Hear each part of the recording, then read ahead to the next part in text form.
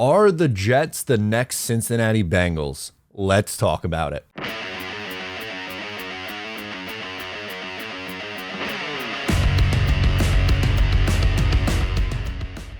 Hey, what's going on? I'm Matt O'Leary back with another video, and today we'll be getting into the topic of conversation brought to you by Chris Collinsworth, of all people. Are the Jets going to be the next Cincinnati Bengals? Before we get started today, I just wanted to mention you can follow on social media at Matt O'Leary NY. New podcast episodes of Just Jets drop every single Monday. You can call in, leave your voicemail. You guys know the drill. And last but not least, Patreon. You get bonus content over there. Had an article about Carl Lawson go up earlier today. This past week, we also had Richie from Jets Media come on the podcast, so definitely worthwhile to check out if you're interested in bonus Jets content. So today's a great day, and it's not because Zach Bryan dropped a 2-hour album, even though I'm super excited about that. It's because we get to talk about the Jets in a positive light about being compared to the Cincinnati Bengals. Everyone's favorite team from last year. They were a ton of fun, but can the Jets be the next version of the Bengals, which is pretty much exactly what Chris Collinsworth was saying in this comment. In a quote on his podcast, he said, "They seem," meaning the Jets, "like a team who could potentially make a Bengals-type leap." Going from a 4-win team to the Super Bowl sounds like a lot of fun. I would sign up for that in a second. And there are some similarities. Like, obviously, everyone's going to point to the second-year quarterback. Everyone's going to point to drafting a wide receiver in the first round. Young, fun, up-and-coming team. And sure, of course, yes, it's possible that the Jets are going to do that, but what would have to happen? Well, let's set the context. In 2020, the Cincinnati Bengals went 4-11-1, and then they made a jump to 10-7 in 2021.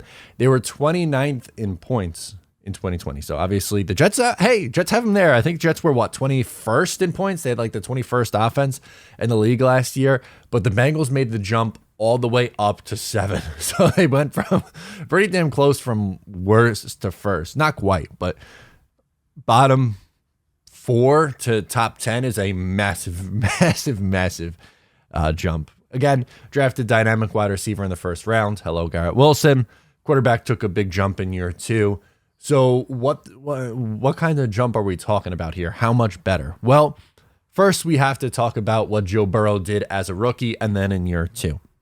So as a rookie, like, first and foremost, like, not to burst any bubbles here. I don't think anyone, this shouldn't be at least news to anyone, but Joe Burrow was better than Zach Wilson was as a rookie. He went 65.3 completion percentage, 13 touchdowns to 5 picks, 268.8 yards per game, a 6.7 yards per attempt in just 10 games. So obviously that is a statistically better season than what we saw from Zach Wilson last year. Again, stats don't tell the entire story. You guys know the drill. I'm just putting the context out there so we have all the information and then we can make those adjustments. So he then jumped up, significant jump by the way, to 70.4 completion percentage, 288.2 yards per game, 34 touchdowns, 14 picks, and 8.9 yards per attempt. Obviously a nice little drastic difference there.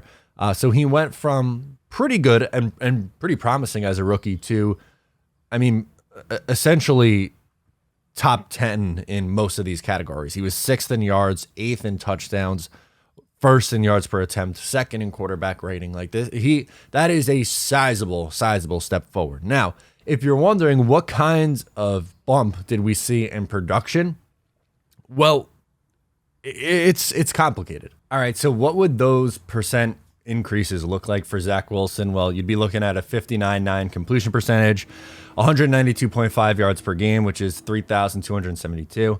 Obviously, I think we'd like both of the completion percentage and yards to be a little bit higher. 19 passing touchdowns. Okay. I would like a couple of more than that, but not awful. The interception numbers go way up because he was at 0.85 per game. Then with that increase goes up to 1.5 per game. That would be a pace of 25 picks. I don't see that, by the way. I don't. I think I don't expect his interception numbers to skyrocket. Like Burrow's went up. That was his one flaw, but he's playing a little bit more loose and taking some more risks. So, what do you have, 14 picks? Like, you could live with 14. Obviously, 25 is a bit of a problem, but I'm not by any means saying that Zach's going to throw 25. Yards per attempt, 8.1. That's good. I will sign up for 8-1 and an 84-1 rating. So obviously there's some positives to take away there, but completion percentage needs to be a little bit higher. Yards needs to be a little bit higher. Some more touchdowns would be nice too.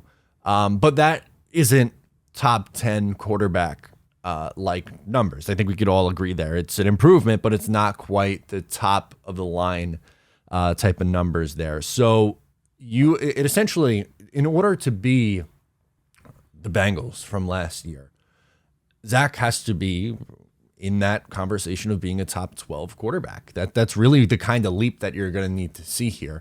And in order for him to get there, it's going to have to be a bigger jump because he started from a lower point than what Joe Burrow did last year. Because again, Burrow was okay as a rookie and then went to top tier, one of the top tiers, an excellent top 10 quarterback, where Zach is probably going to have to do something similar. Is it possible? Of course. Is it likely? I don't know how likely it is or fair to put that expectation on him. And I think he improves, and I think this team improves, but it's going to be very difficult to replicate the success of the Cincinnati Bengals last year. I will say, though, the Jets are better in some areas. For instance, the offensive line, the 2022 Jets offensive line is going to be significantly better than the 2020 version of the Bengals. They also obviously they don't have the wide receiver talent as of yet. I mean, who knows? Maybe they turn into what the Bengals have at wide receiver, but they have depth at wide receiver now, which is something that you need, obviously. Tight ends are going to help tremendously. The Jets should be very, very good in the run game with Breece Hall and Michael Carter. The 1-2 punch of those two guys, I think, is going to help Zach tremendously. So it's hard to project what kind of season we're going to see from him because last year was bad for a number of reasons. One, he struggled just earlier in the year. And two, like the context of what the roster was looking like. You can't just put the blinders on and be like, okay, yeah, 100% Zach isn't the guy because these numbers are awful. Well, you also have to look at what the roster was like around him. And the roster is significantly better this year. So I'm thinking there's going to be a very, very big leap. Is it going to be enough to get them to a Super Bowl? I don't know. That's where I say, okay, I don't know. Is it possible? Sure, of course, anything is possible. But I think the more realistic thing is for him to jump, him being Zach, into maybe like, I don't know, the 15 to 20 range for quarterbacks, which going from bottom 5 to middle of the pack, I think you live with that in year 2. And you'd be that'd be very promising. And if he does that, then I think the Jets are hovering around 500, which for me, you're competitive down the stretch at that point. And who knows, maybe something breaks right. The Jets get hot at the end of the year. They sneak into the playoffs and steal a game. I think that's the dream scenario. It's going to be, like I said, it's going to be very, very difficult in order to replicate the season that we just saw from the Cincinnati Bengals. Sure, teams surprise every year, and I think the Jets should be significantly more competitive on paper. Got to see it first. That's pretty much where I'm at, and I like Chris Collinsworth showing some faith in Zach Wilson. Man, that's pretty cool. I like Zach Wilson. I think he's significantly better this year. Is it going to be top 10 quarterback, Zach Wilson? I sure as hell hope so. Is it fair to put that expectation on him? I don't think so. I think that's a very tough ask for anybody in their second year to be that caliber of quarterback. I just need to see a significant improvement. If he can get towards somewhere around the middle of the pack, I think you'd be happy with that leap based on where he was last year. So let me know in the comments down below. Do you guys think that the Jets are going to take the Cincinnati Bengals leap this upcoming year? Let me know. Sound off below. Subscribe if you're new. Give the video a thumbs up. Give it a like. I don't say that enough. You guys should give it a like. Appreciate all the support. Thank you so much. I'm Matt O'Leary, and I'll talk to you next time.